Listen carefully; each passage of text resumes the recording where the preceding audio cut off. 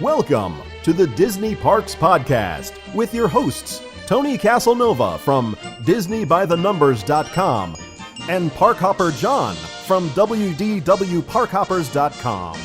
Keep your hands, arms, feet, and legs inside the podcast at all times. And get ready for the Disney Parks Podcast. Hello, everybody, and welcome to the Disney Parks Podcast. We have a fascinating guest. We've got a really cool story. Keith Gluck is a lifelong Disney fan, born and raised in the San Francisco Bay Area. He has the dubious and, frankly, Tony and I are jealous that he's been to all the Disney parks around the world. We're going to talk to him anyway, kids, because we're so jealous. Anyway, he's got a great website called The Disney Project. He has a very special event coming up that we wanted to talk about. Ladies and gentlemen, welcome to the show, Mr. Keith Gluck. Thank you guys very much for having me. All right. We'd love to ask everybody this first question, Keith, and it's, how did your journey with Disney begin? How did you get this passion, and, what kept you the fuel fired and kept you going this whole time? It started for me before I could even walk. I'm sure a lot of Disney fans are the same. My mom was taken to Disneyland a month after it opened. My mom is from the San Francisco Bay Area. Actually, she was born in San Francisco. And when Disneyland opened, her parents took her and her brother, like I said, a month after. It was during the summer it opened. I think it was like mid-August. And to hear her tell the stories, it was just incredible. And there was like nothing that had ever been before them. So they fell in love and they went every summer. And then when, of course, she grew up and had kids and her brother kids, they took us. They wanted to pass that on to us. So they took us every summer. So I've been there pretty much, as far as I know, every year since I've been alive. Like even when I was just an infant, they would bring us, and it just sort of stuck with me. Like I have one brother and four cousins from my uncle's side, and for a few of us, it stuck with us, and we still go constantly. And the other ones just sort of like for them it was a childhood thing, and they go once in a while, but it's not nearly the same level. And I just sort of got into it, like the history part of it, and I became really fascinated with Walt himself. The very first book report I ever wrote was it was a kid's biography about Walt Disney, and just always been fascinated with the man and how he was able to accomplish so much. And I just really appreciated everything he did, and I felt like I owed him so much, so I really wanted to learn about a lot of the history of the company as well as the man. Right. So do you remember like your first memory, probably obviously not as an infant, but do you remember your first memory in the park? Yeah. I mean, I honestly couldn't tell you if it was my first memory, but I have a lot of memories of, like, because I grew up, I was born in 1974, so I started to, the late 1970s is when I first remember my first memories. And so I remember just a lot of random tidbits from the parks, and I couldn't even tell you what year they were, so I couldn't tell you my very first, but I can tell you my first memories. And I remember random stuff like the first time I went to Adventures Through Inner Space. I remember going through the queue and looking up and seeing the Atom-mobiles going around the corner, and it looked like you were coming out the other side shrunk, and they had like the little models in there, like the little dolls that it made it look like you were shrinking. And as a kid, I thought literally we were going to shrink, and I remember being really scared. And I remember when you can get more than just pineapple Dole Whips in the park. You can get orange Dole Whips. I think they sold them at Sunkist, I presume. There was one on Main Street and one in Adventureland. And there's Sunkist, I presume, and the Sunkist Citrus House, I think. I forgot the other one. But I remember being able to get orange Dole Whips. And I remember when the Frontierland little store in the front had like that little shooting gallery with the bears, where if you shot the bear, he'd get up and turn. And if anybody saw that movie Arthur, remember the movie Arthur with Dudley Moore? It was when he took her to the arcade, he's shooting that bear going back and forth. Every time I see that scene, I think of old school Disneyland, because they had that in Frontierland as a kid when I was growing up. Wow. So I can go on forever. I have a ton. I remember the original Bear Country. I remember when Space Mountain, you had to take an escalator to get up to the queue. I remember when Pirates, you could just walk to the front of the building. You didn't have to go through the little turnabout. I mean, I have all these random memories of just, growing up there. Like, it was basically every summer, and, I have the best memories of that place. Yeah, very cool. So tell us a little bit about the Disney Project. What is the Disney Project? The Disney Project is, in a nutshell, just my website and my way of just sharing my love of Disney with people.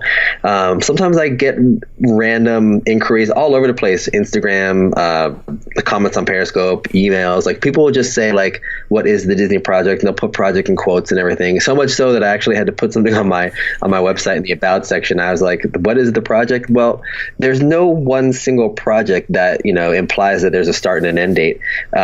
Honestly, I'll tell you the truth. It was me wanting to do a website about Disney because I've always been a writer and I've always loved Disney. So I figured I'll just do a blog. And this was back in 2011. People had them then, but they weren't nearly as ubiquitous as they are now. Right. So I just tried to think of a cool name. And one of the original names for the site I came up with was Walt sent me. But that was taken. The URL was taken. So anytime I thought of a cool name, it was taken. So it took me about 2 weeks, and the only stipulations I gave myself were that I had to be able to get the URL, the Twitter, and the Instagram. Yeah.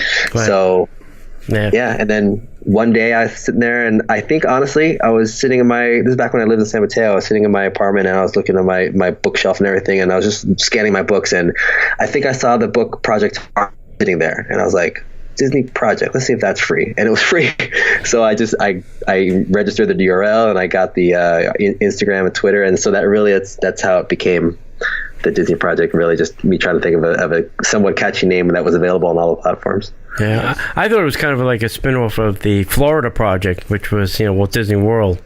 Yeah, I guess in a teeny tiny way it is, because of the book that inspired it was based on the Florida Project. So, right. But I wish I could say that was the case. But honestly, back then in 2011, I was still sort of a Disney World rookie. Like, I didn't start going to Disney World until 2005. So if anything, I would have tried to pay more of an homage to Disneyland, because that's my home park. But I love Disney World. But no, I wish I had a cooler story. It's just really, I thought that name was kind of cool, and it was available, so I snagged it. Yeah. Before I get to the next question, since you've been to every park, do you have a it's probably hard to say, do you have a favorite park outside of Disneyland?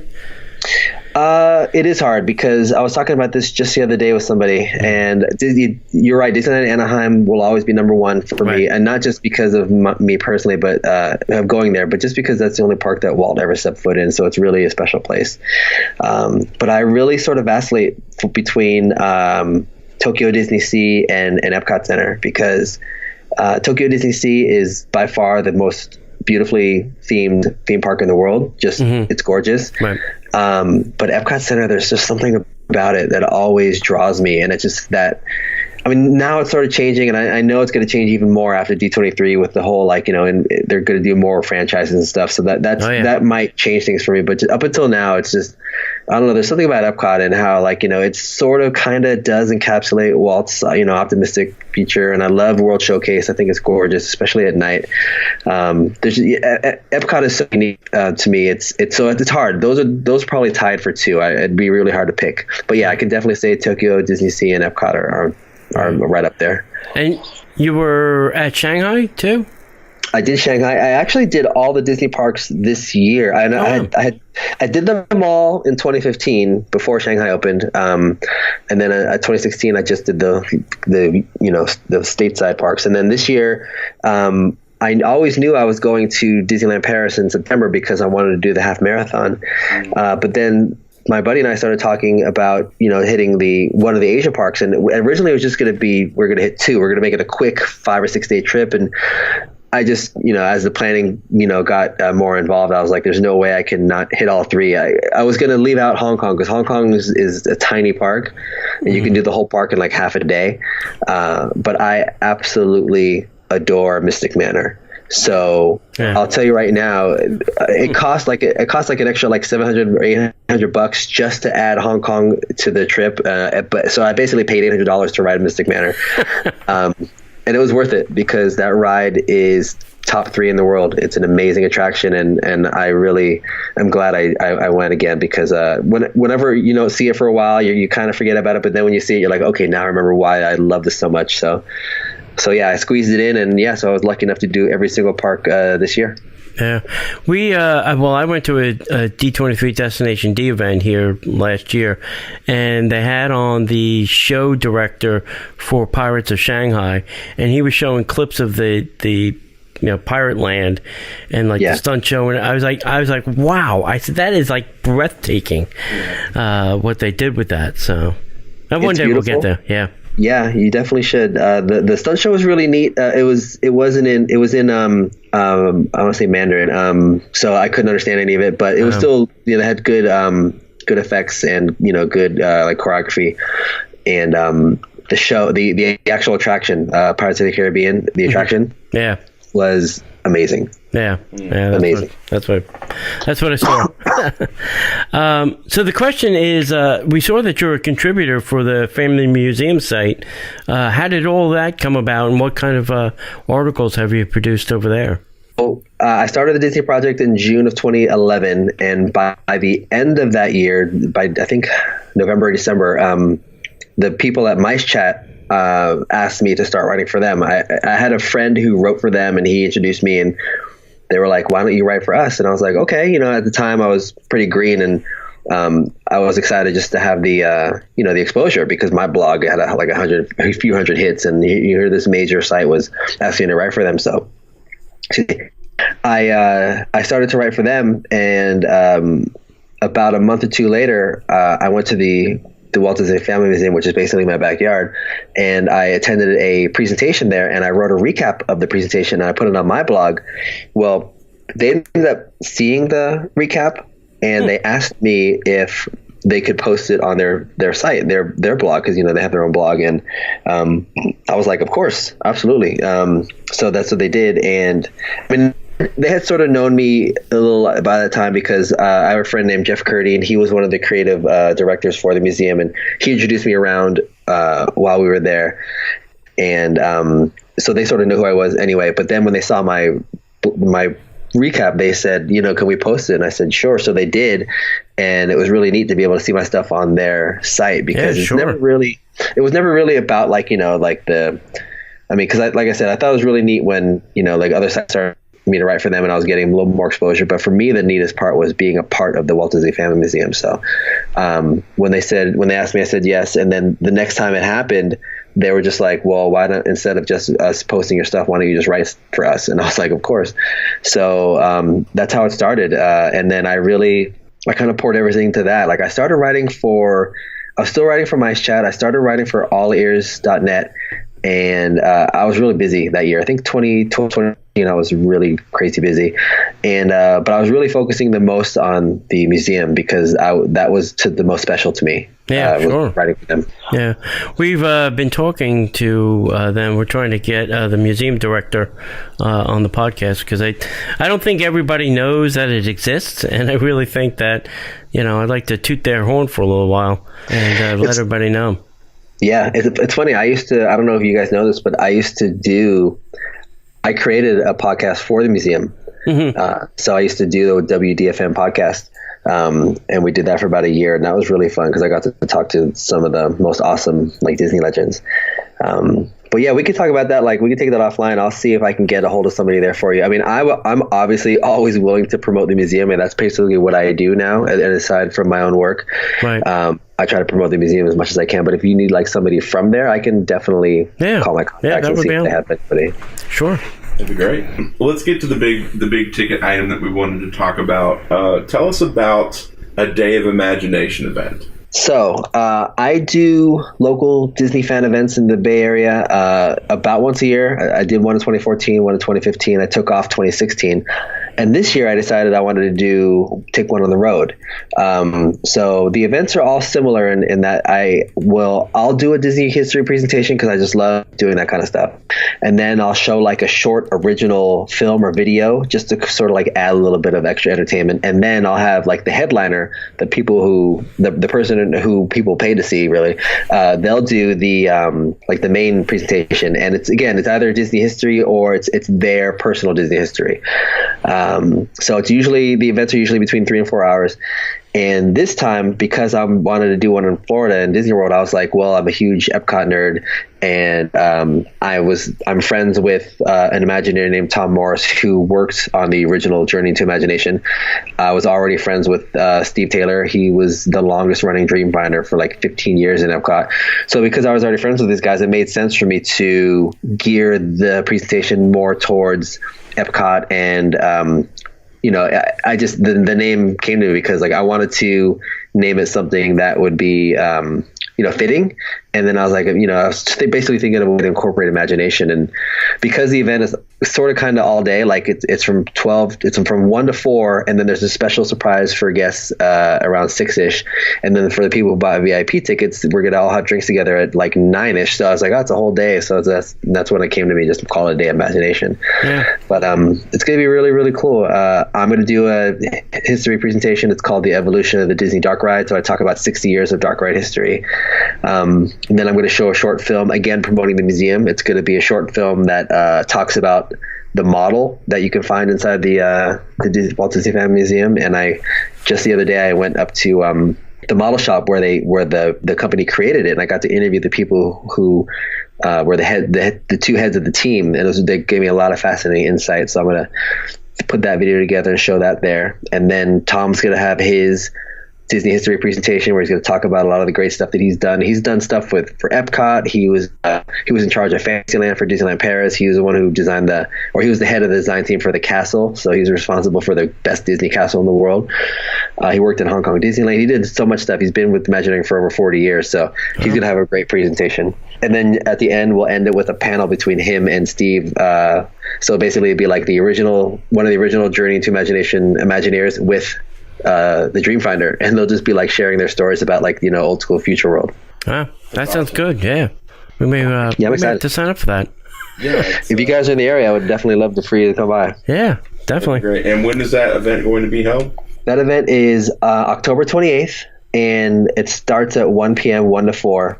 And it will be held in Disney Springs. I tried to get it on Disney property, but it was literally 4 times expensive. Yeah. So I wanted to keep ticket prices down. So I basically, whenever I do these events, I take how much it's going to cost me, renting the venue, flying out the presenter, and getting them a rental car, all that, putting them in a hotel, everything. And then I divide that by the number of people I think are going to show up. Mm-hmm. And then that's how much I charge. I basically just try to break even with these events. It's just really about doing a cool, fun thing for Disney fans. But I got a cool added thing this time is I'm going to be selling raffle tickets for prizes, and I'm going to be selling exclusive event posters that a friend of mine who's a professional designer, graphic designer, he did for me. Be selling those. It's like a stylized version of the Dreamfinder with the Imagination in the background. We'll be selling those, and 100% of all the profits from both the raffle tickets and the posters are going to go to a local Orlando animal shelter. Oh, wow. I'm a huge animal lover. So all the proceeds are going to the Pet Alliance of Greater Orlando. So I'm excited about that, to be able to give a little bit back to a local community, because not only am I a huge Disney nerd, but I'm a huge animal lover. So it's going to work out well. Well, then you'll be glad to know that Walt Disney World has 4 resorts where you can now bring your dog. I heard about that. I saw the the conversations on Disney Twitter, and some of them got pretty heated. I'm sure they were. I'm sure. My birthday was a week ago Sunday on the 8th, and so for the week leading up and the week after, we have an organization out here called Canines for Warriors, and it's for veterans who come back who either have some type of post traumatic stress issue or a physical issue, or even for sorters who come back with a sexually, because we got male and female who are coming back, and there's some kinky stuff going on over in that part of the world, or some of those parts of the world. So I don't want to point fingers, but they partner them with rescue animals. They rescue the animals, train them, and then they partner them with a veteran, and we just got done raising a few $100s for those guys.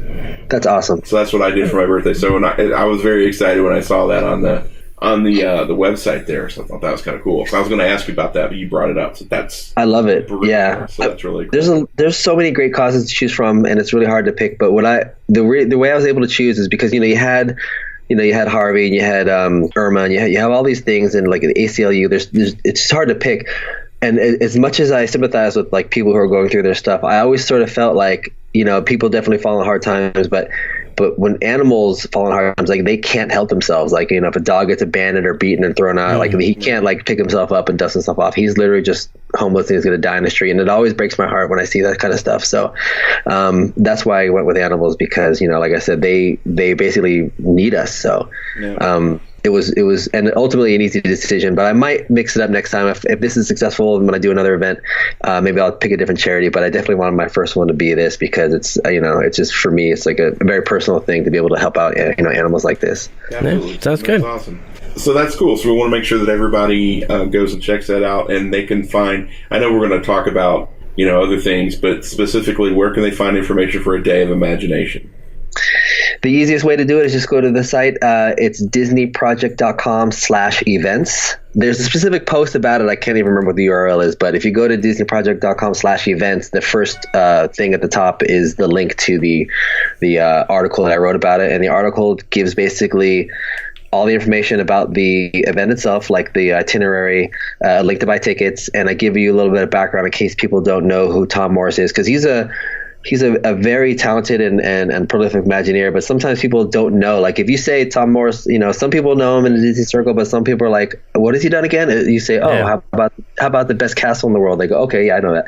Yeah. And then same thing. I say Steve Taylor. They're like, who's that again? And he'd be like, okay, he was the longest running Dreamfinder in Epcot. They're like, oh, Dreamfinder, that's so cool. So I give a little bit of background about what they did, and they did more than just that too. There's a lot of different things that they've done for the company. So, and then I give a little bit about myself in case people are curious, like who the heck is Keith Gluck.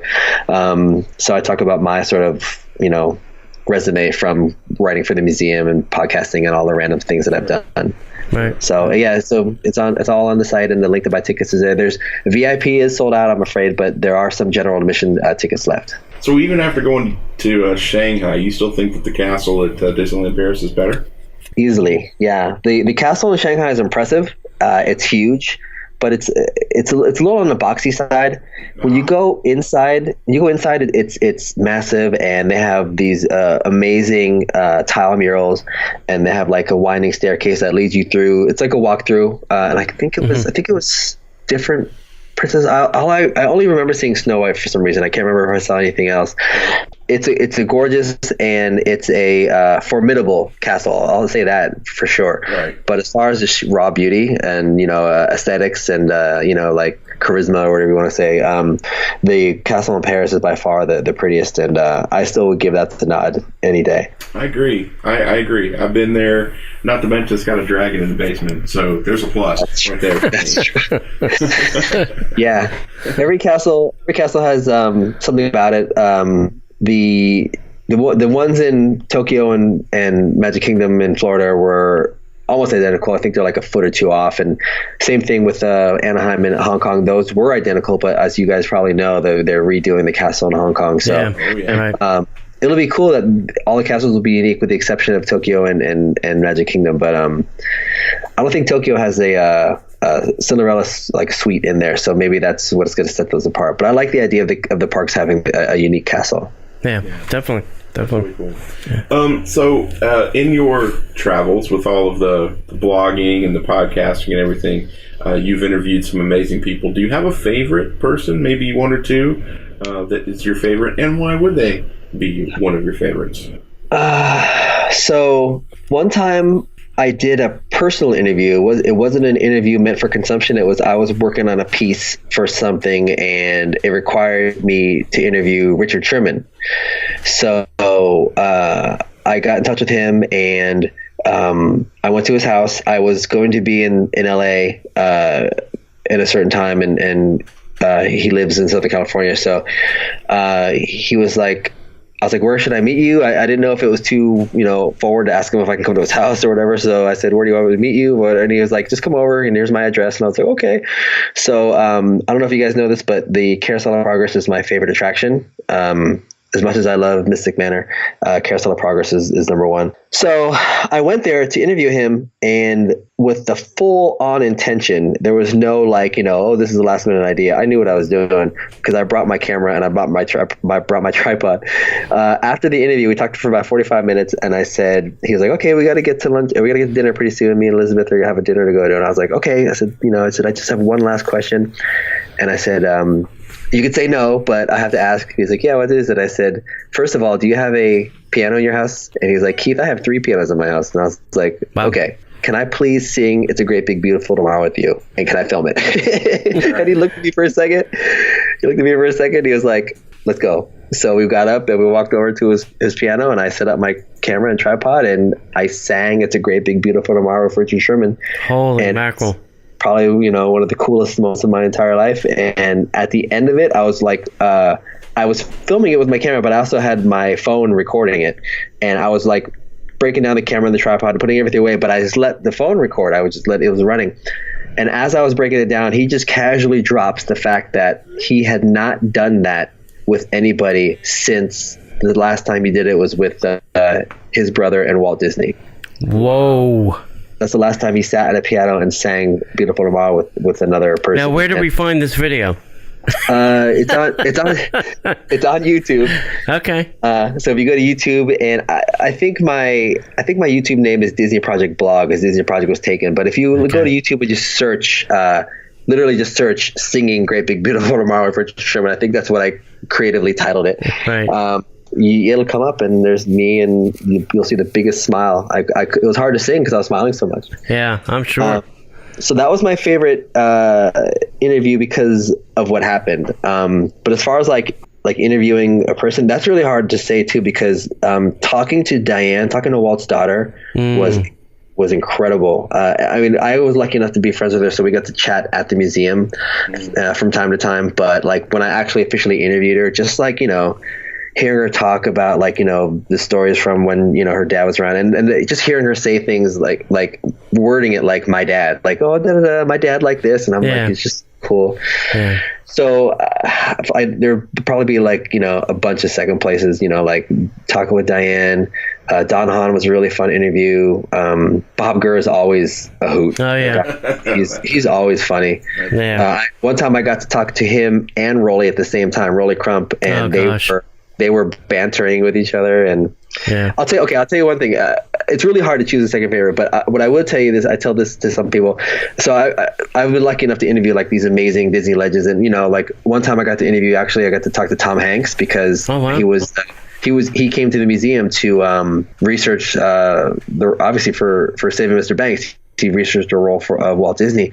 So I got to interview Tom Hanks and all these amazing people, but I will tell you the only time I ever fanboyed and geeked out was actually with Catherine Beaumont, because I grew up with Disney films, but there was always for some reason there was always 3 on a rotation in my house. I don't know if it was because of me or my mom or what, but it was always either Pinocchio, The Three Caballeros, or Alice in Wonderland. And we watched them all. Don't get me wrong, Lady and the Tramp, all the originals. But I remember those the most. And I watched Alice in Wonderland many times. And then I remember I was interviewing Catherine Beaumont, and at one point I stopped in the interview and I was like, I can't believe I'm talking to Alice right now. This is a trip, because I grew up watching this movie so many times, and I was literally talking to Alice. Yeah. So, and she laughed. She kind of giggled. She was so sweet and nice and everything. So that was a really fun moment for me, because I didn't do that with even though I was privately geeking out with Tom Hanks, I was like, oh my God, it's Tom Hanks. But I was super professional, and he was a Bay Area guy, so we got to talk a lot about the Bay Area. But yeah, that was the only time I ever stopped in an interview and sort of had the fanboy moment. Was when I got to talk to Alice. That was pretty cool. Yeah. Well, I'll be completely honest with you, my friend. I didn't like you before when you were talking about all the parks, around the world, and then you tell the story about singing "Great Big Beautiful Tomorrow" with Mr. Sherman. I really hate it. And and you're coming to my town. So I would be sleeping with one eye open, my friend, I think. Perhaps you'll... Great stories, man. Go ahead, what? Perhaps you'll let me buy you a drink when I come down. I can make it. And maybe we'll buy you one. Maybe we'll buy you one. How's that? That's so amazing, and that's the one thing about being, into the podcasting and the, we don't talk about this very much, but we mentioned before we started recording, we did our 400th episode. As a blogger, as a podcaster, when you get to talk to your heroes, like we were talking earlier. It's not about us, but just sharing a moment. We interviewed Pat Carroll, and when you get to realize we're interviewing Pat Carroll or Margaret Carey. When you start being able to talk to these people, you just realize how incredibly blessed you are, because you started a blog based on a dude who started a theme park in an animation company on a mouse. I mean, it's just a crazy life, and it's cool. And it's cool to hear your story about that. So that's kind of neat. Yeah, and you talk about Bob. I mean, Bob is he was just out here talking about he had an East Coast premiere for his documentary. But I remember Bob and Marty together bantering. It's also very funny. Yes. So, kind of miss, Marty now. That moment's gone, There was one really cool moment, I'll tell you guys, and I can't remember if I've told this in another interview or not. I try not to say all these things and say, hey, like, look how cool I am, but I just think they're really cool stories. Right. But there's this one time when I was in the museum, and I knew Marty from, I had met Marty before, and I interviewed him for a piece I was working on. And so before he came to the museum, I had known him, and we met once or twice. And he was the kind of guy who, he remembered you. He was like amazing. Yeah. And this was when Diane was still alive, and he came to the museum and he was signing autographs, and there was a huge line. And I'm not a big autograph guy. And plus, I just wanted to kind of maintain this level of not like a peer, like these guys are Disney legends and I'm like a Disney nerd, but I just feel like I don't want to cross that line with like, oh, can I get your autograph? I just wanted them to be able to know who I was, and if I ever needed an interview or whatever. So I didn't stay in line for an autograph, but I did want to talk to him because I had some follow-up questions from the last time I interviewed him, and he had given me his card. So I just wanted to make sure that that email was still accurate. So I waited for the whole line to go through, and then finally I jumped in at the end, and they knew me at the museum, obviously. So the guy was holding the line up. He was like, "You can't jump in," but he knew who I was. He was just messing with me. I said, I just want to ask him a cool question. So I get in, and then I go up to the desk, and he was like, "Hey, Keith." I'm like, "Hey, Marty." I said, I have a question for you. I said, I want to I have some follow-up questions, but I just want to make sure that I have your right email address. So I pulled out the card, I gave it to him, and he was like, "Oh, well, this one still works, but I have a better one now." So he turned it over, and he's writing the new email address on the back of that card. And then Diane saw us interacting, and maybe she thought he was signing something for me because he was literally writing down his email address. But she came over to, she's like, "Oh, Marty, I want you to meet one of our best writers. This is Keith Gluck." Because she was so excited because she really loved my writing, and she told me that a few times, and I was really grateful for that. And then she came over to introduce Marty to me, but he looks up and he goes, "Oh yeah, I know Keith." And I'm sitting there, and literally for a second I sit there, I was like, okay, we have Diane Disney Miller and we have Marty Sklar, and they're talking about me, and they both know who I am. And it was just like the weirdest. It was like kind of an out of body experience, like when I saw that. And so I always remember that with Marty. I mean, I had the good fortune to see Marty multiple times, but that was like the one that sticks out the most because it was just like one of those things where you just sort of, like you just said, where you just wonder how you got there. You know what I mean? Like, some nerd who started a blog, and here you are with two of the most famous Disney people there are, talking about you because they both know you. So it was a really neat experience. Yeah, it's a lot of fun. All right, on your website, it says, "We hear there's a photo out there of you and Bob Gurr in a hot tub." I have to ask, is there really a photo of you and Bob in a hot tub? Yes, there is really a photo of me and Bob in a hot tub. I'll give you the short version of it. It's not as salacious as you would think. Okay. basically going back to my first event. The Disney Project event was it was called Walt, Wed, and Westcott, and it was the first event I ever did. It was back in 2014. And I did it with a friend of mine, and he helped me sort of like, put some of the material together. He did all the work on Westcott. I think I did almost everything else. And I like to do, or this was the first one, but I wanted to do a short film with the presenter, and I wanted that to be my calling card from all my events. So I wanted to be like, whoever's my guest, that person and I will star together in a short film, and I'll show that film at the event, and maybe I'll put them on YouTube later. But if nothing else, the people who are attending get the sneak peek, the first look or whatever. Right. So the film that I ended up doing was it was me and my friend go to Bob Gurr's house, and it was the premise was two Disney nerds get invited to Bob Gurr's house under the the assumption that they're going to see all these amazing Disney artifacts. And what happens is, as soon as they get there, Bob starts showing them Disney artifacts, all right, but it's stuff like a fork that he stole from the Wed commissary, a pen that he stole from secretary, and we're like, wow. We're like, what is it? So, and at the very end, we're like, we want to see his Mr. Toad car, because we know he has a toad car. We're talking to ourselves, when are we going to see the toad car? So then at the very end, we're like, he's like, did you enjoy the tour? Because he's showing us like things like socks and an ashtray. So he's like, did you guys enjoy the tour? We're like, well, we kind of thought we were going to see some cooler stuff. He's like, what do you mean? We're like, let's put it this way. What's your most prized possession? We're thinking that he's going to say, his toad car. He's like, oh, that's an easy one. We can even go sit in it if you want. Let's go. And we're like, all right, here it is, toad car. And then it cuts to all of us sitting in his hot tub, like just looking at each other.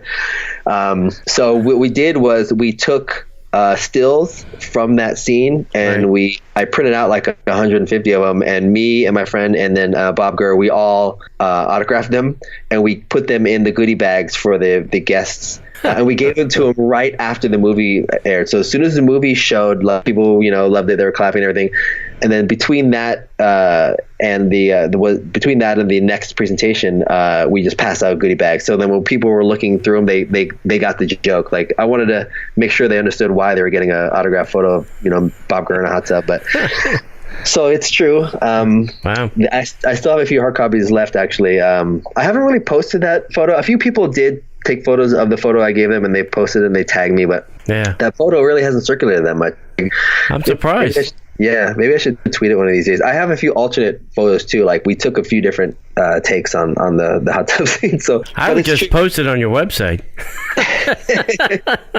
Well, maybe ask Bob first and then post it on your website. Oh my God, Bob would not mind. Bob would probably be irritated that I haven't posted it yet. You know what? You're probably right. He is a character. You guys talked to him, right? Yeah. I've had the lucky fortune of talking to him a couple times. So yeah, he is a hoot. He is definitely. Yeah, he's a character. Okay, so here it is. Where can people find you, find the events, and find all your work, and plug everything you got going on? All right, so everything pretty much can be found on the site right now. I'm sort of going through a redesign, so bear with me, but it's pretty bare bones right now. But the site is Disney Project. It used to be that still works. It's just a redirect. But when I first bought the URL, it wasn't available without the so I've since acquired it. So basically, everything is Disney Project. The site is DisneyProject.com. My Twitter is Disney Project. My Instagram is Disney Project. I'm on Periscope. That's Disney Project. And the events, if you go to Disney Project, you can click on the events tab or just go to DisneyProject.com/events. And then you'll see not only the link to the current event, but I have a couple of photos of the past events. So you can see me with Imagineer Jerry Reese. He was the guest for the second Disney Project event. And then again, the first event, you'll see a picture of me and Bob Gurr presenting. So yeah, that's where everything is. Basically anything Disney Project, that'll be me.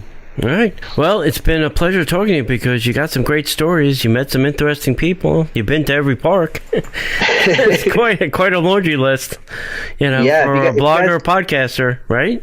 It's been a very, very fun ride, and it hasn't ended yet. I've definitely slowed way down on the blogging, but the reason I've done that is because I'm actually writing a book. So hopefully within the next year or two, you guys will it'll be Keith Gluck blogger to Keith Gluck author. So yeah, I'm all right. still doing my Disney writing. So, but if you guys come to the event, like I said, I'll buy you a drink that night. And I'll tell you even some more stories. All right, sounds great. All right, everybody go check out the Disney Project and check out Keith. He's got a lot of great stories and great articles on his site, and we'll see you in the parks. The Disney Parks Podcast is not affiliated with the Walt Disney Company. All Disney parks, attractions, lands, shows, event names, etc. are registered trademarks of the Walt Disney Company.